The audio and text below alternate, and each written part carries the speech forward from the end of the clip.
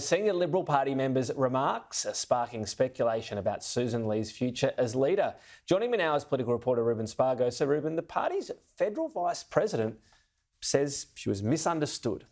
Yeah, Fiona Scott, Tom, was asked if the Liberals' new leader would last. She has since clarified her comments. Sussan Ley became the first woman to lead the Liberal Party. She won the leadership contest by 29 to 25 votes, facing off against Angus Taylor.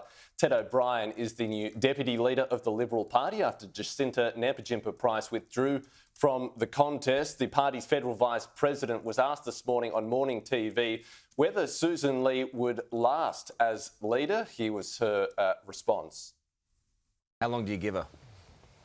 I don't know. I mean, a day's a long time in politics, Carl, so... That's not exactly a ringing endorsement. Not much confidence there. Well, you know, it could be a day. It won't be a day, I'm being cheeky. But, I mean, look, you don't know what the political tides will bring. Lots of caveats there, Fiona. Did you not back her?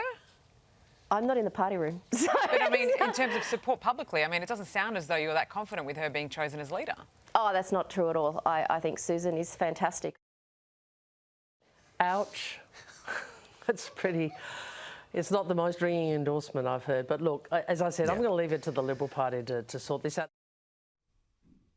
So Fiona Scott clarified these comments on Sky News a little later, and Ted O'Brien also denied that he was a placeholder. That was just a bit of a joke at the time, but no, I did go on to clarify that I absolutely support Sussan. I think it's a wonderful step forward. Are they placeholders though to focus and rebuild the party? I don't think so. Okay. Look, I don't think so, and I actually think it's quite unfair on both of them to say so. Might you and Sussan be placeholders in this leadership team for now? Look, I think that the team is already united and will become even more united over time, Pete. I mean, you can talk conservative and moderate or left and right. Sussan dismisses those sort of categories.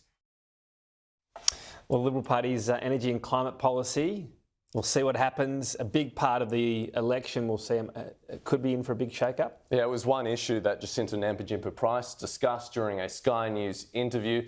She also believes the party's position on net zero should be on the table.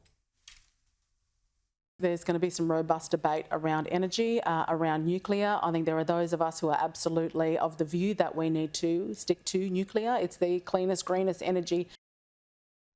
Sussan Ley has declined to commit to net zero, saying that the nuclear policy, as well as other coalition policies, will be reviewed. Tom Anthony Albanese is flying to Indonesia today in his first overseas trip since being re-elected. The leaders of the two countries are expected to discuss Indonesia's relationship with Russia.